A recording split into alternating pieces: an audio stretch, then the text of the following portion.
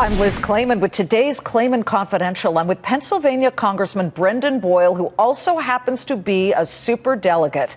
Welcome, Congressman. This superdelegate concept has really caused a lot of strife within the Democratic Party, where people are saying, how is this fair? You as a superdelegate, do you see it as purely fair, or is there some wiggle room for a little bit of change? I'm sympathetic or empathetic with the argument that there should be change in this process. First, the good news, about 82% of the delegates going to the convention are the pledged delegates. They come straight out of how the voters vote in each state. Right. But the remaining 18% are superdelegates, of which I'm now one, and we're free to vote for whomever we want, regardless of how our state voted.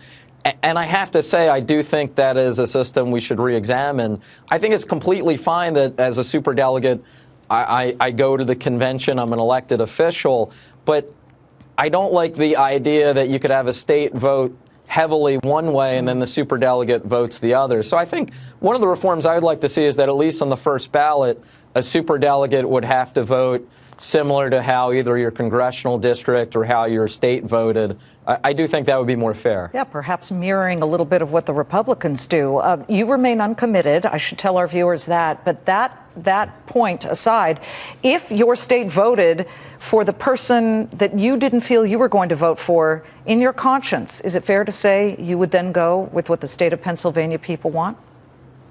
You know, I've been wrestling with that. Well, let me throw in another part. I'm a superdelegate because I'm a member of Congress from the 13th District.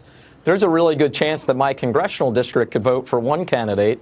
My state could end up voting for a different candidate. So in that case, do you vote your congressional district or do you vote your state? I think these are all really legitimate considerations. And I have to say, between now and when we have the convention in Philadelphia, I'm not. If there ends up being a conflicted situation, I'm not sure how I'd resolve it. Boy, lots happening in your state of Pennsylvania. You've got the convention, you got the primary. Good luck to you.